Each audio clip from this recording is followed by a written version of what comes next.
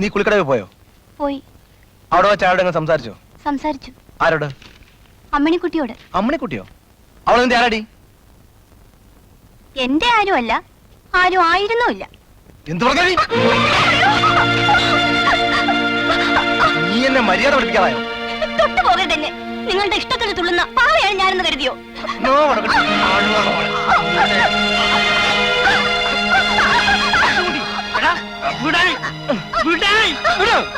എന്താണ് അതിന്റെ അർത്ഥം? ദയവ് ചെയ്ത് എന്നെ എന്റെ വീട്ടിൽ കൊണ്ടാക്കണം. ഈ വീട്ടിൽ നിന്ന് നീ ജീവനോടെ പുറത്തു പോകില്ല. നീ എന്ത് ഭാവിച്ചുകൊണ്ടാടാ? എന്റെ കാര്യങ്ങൾ തീരുമാനിക്കാൻ എനിക്കറിയാം. അച്ഛന്റെ കാര്യം നോക്കിയാൽ മതി.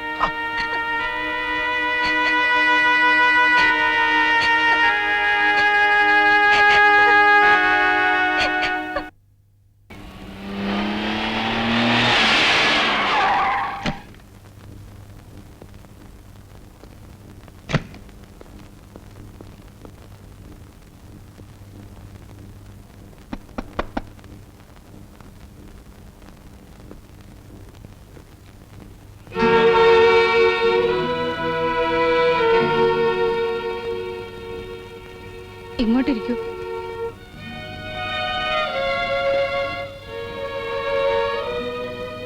ഞങ്ങൾക്കെല്ലാം മനസ്സിലായി മോനെ. നിന്നെ ഞങ്ങൾ എന്തെങ്കിലും പറഞ്ഞിട്ടുണ്ടെങ്കിൽ നീ അതങ്ങ് ക്ഷമിക്കണം. അതോർത്ത് വിഷമിക്കണ്ട, എനിക്കൊരു പരിഭവമില്ല.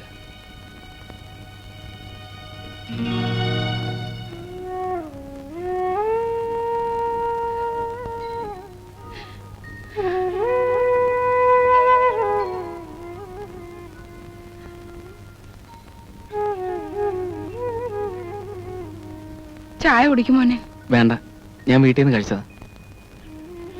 ഞാൻ ഇറങ്ങട്ടെ.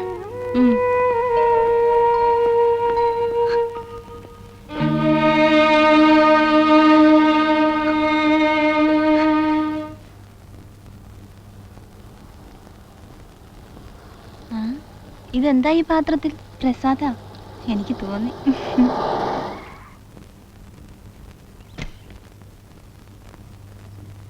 കേശവൻകുട്ടിയുടെ വീടേതാ? ഞാൻ ബോംബെന്ന് വരിക. എന്റെ മകളെയാ കേശവൻകുട്ടി വിവാഹം കഴിച്ചിരിക്കുന്നത്. കേശവൻകുട്ടി അറിയില്ലേ? സുജാതയുടെ അച്ഛനാണല്ലേ? ഏത് സുജാത? ഞാൻ പറഞ്ഞ ആലിസിന്റെ കാര്യ. കേശവൻകുട്ടി നാട്ടിലേക്ക് പോന്ന ശേഷം ഒരു കത്ത് പോലും അയക്കാത്ത കാരണം അവൾ ആകെ തളർന്നിരിക്കുക. അവൾക്ക് കത്തയച്ചില്ലെങ്കിലും പോട്ടെ, കൊച്ചുമോനെങ്കിലും ഒരു കത്ത് അയക്കായിരുന്നു. കൊച്ചുമോനെന്ന് പറഞ്ഞ കേശവൻകുട്ടിയുടെ മോൻ തന്നെ. വരട്ടെ, ഒക്കുമെങ്കിൽ നാളെ തന്നെ കേശവൻകുട്ടി അങ്ങോട്ട് തിരിച്ചു പോകണം.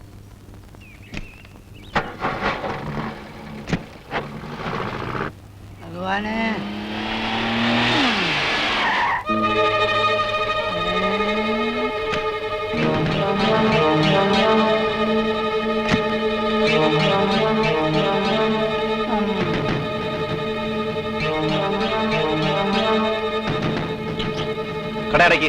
കടയടക്കി നിസ്സകരിച്ച ഞാൻ കട തുറക്കാൻ പോവാ. ഇനി ഈ കട തുറക്കണോ അടയ്ക്കണോ എന്ന് അനന്തം തീരുമാനിക്കും. ഈ കട കേശവൻകുട്ടിയുടെ അച്ഛൻ വാസുവിൻ്റെതാ, അതായത് എന്റെ. അനന്തന്റെ അച്ഛൻ്റെതല്ല. ഞാൻ ഈ കട തുറക്കും, കച്ചവടം ചെയ്യും.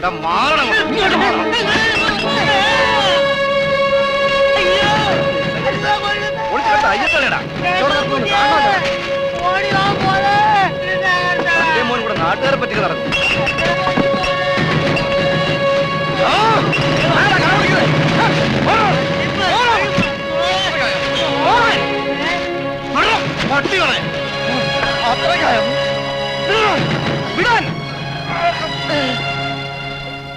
കേശവൻകുട്ടി, ഈ കട ഇന്നു പോലെ എന്റെ ആണ്. കട ഞാൻ പൊളിക്കും. തടയാനാണ് ഭാവമെങ്കിൽ നിന്റെയും നിന്റെ തന്തയുടെയും ശവമായിരിക്കും ബാക്കി. ഈ അക്രമത്തിന് പകരം ചോദിക്കാൻ ഇവിടെ അച്ചടങ്ങിയിരിക്കെ. ഇതിനെന്ത് പകരം ചെയ്യണമെന്ന് കേശവൻകുട്ടിക്ക് അറിയാം. വാ, അടിച്ചു പൊളിക്കടാ.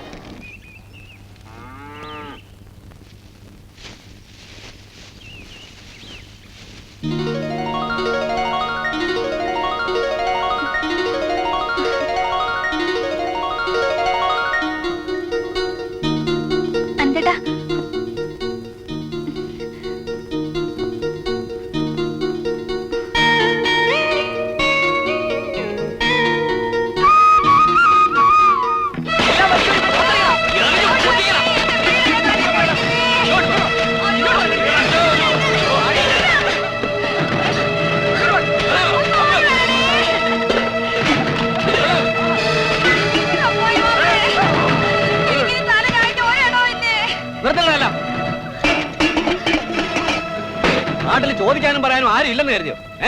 താൻ ആരാ ചോദിക്കാൻ? ഈ പറമ്പ് ഇപ്പൊ കേശവൻകുട്ടിയുടേതാ. അയാൾ പറഞ്ഞു ഒളിച്ചു മാറ്റാൻ അതിനുള്ള കൂലി മുൻകൂർ വാങ്ങിയിട്ടുണ്ട്. കൂലി തിരിച്ചു കൊടുത്തിട്ട് കേശവൻകുട്ടിയോട് പറഞ്ഞേരെ പൊളിക്കാൻ ഞങ്ങൾ സമ്മതിക്കുന്നില്ല എന്ന്. തന്റെ ഒരു സമ്മതം. പോടോ.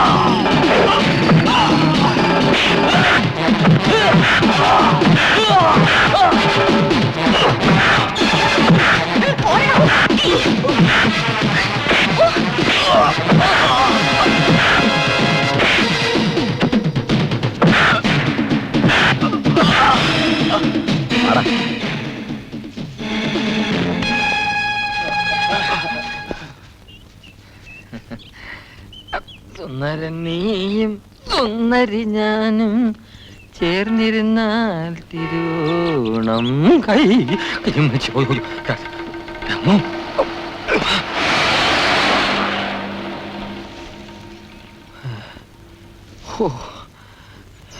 ദൈവമേ. ഓ 400 രൂപ വാങ്ങി നാളെ തല്ലും കൊണ്ടേ വന്നിരിക്കുക. ഇതൊക്കെ നമുക്ക് സോൾവ് ചെയ്യാവുന്നുള്ള അളിയാ. എന്തോന്ന് സോൾവ് ചെയ്യാൻ? ഇതൊക്കെ കേശവൻകുട്ടിക്ക് അറിയാൻ പറഞ്ഞിട്ടൊന്നും അല്ല. അച്ഛനോടെ പോയിരുന്നു. ഒരു സ്മോൾ കഴിക്കുന്നോ? ഞാൻ സുജാതയെ വീട്ടിൽ കൊണ്ടുപോയി വിട്ടു. ആരോട് ചോദിച്ചിട്ട്? ആരോട് ചോദിച്ചിട്ടെന്നോ? എന്റെ മനസ്സിലാക്കിയോട് ചോദിച്ചിട്ട്. ആ പെൺകൊച്ചിന്റെ ശവത്തിന് സമാധാനം പറയാനും ഈ വയസ്സുകാലത്ത് ജയിലിൽ കിടക്കാനും വയ്യഞ്ഞിട്ട്.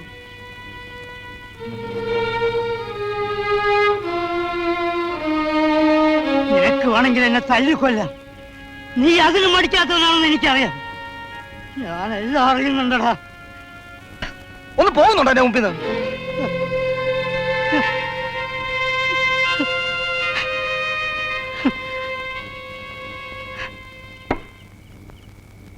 കമ്പനി ബോറാക്കിയല്ലേ? സോറി. കേശവൻകുട്ടി, ആരാത്? ഞാനാ. നമ്മുടെ കൃഷ്ണനെ കാവിനടുത്ത് വെച്ച് വിഷം തീണ്ടി വൈദ്യന്റെ വീട്ടിൽ കൊണ്ടുപോയി. അയാൾ കൈവിട്ട പോലെ. അതിപ്പോ ഞാനെന്ത് വേണം? മെഡിക്കൽ കോളേജ് കൊണ്ടുപോകണം. കാറ് ഇടും മാപ്പളെ. ഞാൻ കാറ് വാങ്ങി എന്റെ ആവശ്യം മനസ്സിലായോ? കേശവൻകുട്ടി, മെനക്കെടുത്താ ഒന്ന് പോറോ. നീ ഇപ്പൊ എന്ത് ചെയ്യും? നമുക്ക് അനന്ത കുഞ്ഞിന്റെ കാറ് ചോദിക്കാം.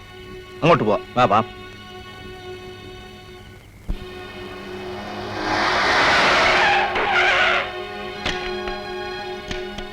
എങ്ങനെയുണ്ട്?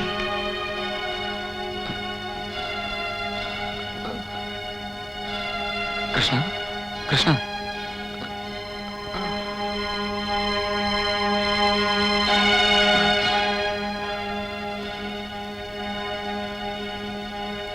അനന്ത,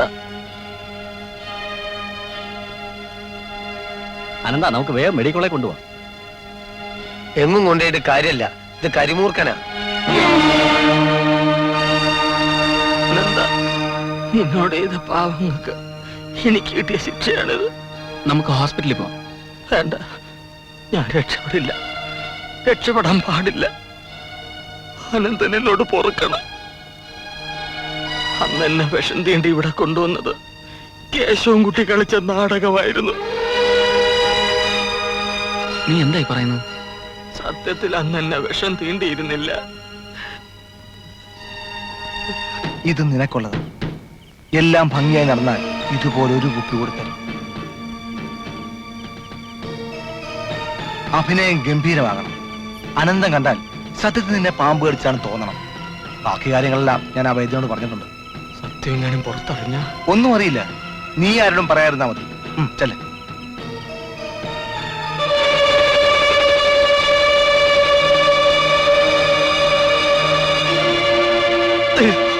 അനന്ത, എന്നെ ഉപദ്രവിക്കരുത്. കേശവൻകുട്ടി പറയുന്നത് പോലെ അനുസരിച്ചില്ലെങ്കിൽ എന്നെ കൊന്നു കളയെന്ന് പറഞ്ഞ് എന്നെ കൊണ്ട് ചെയ്യിച്ചതാണ്. അനന്ത, അയാളെ ഒന്നും ചെയ്യരുത്. അമ്മണിയുടെ വീട്ടിലോട്ട് വേഗം ചെല്ല.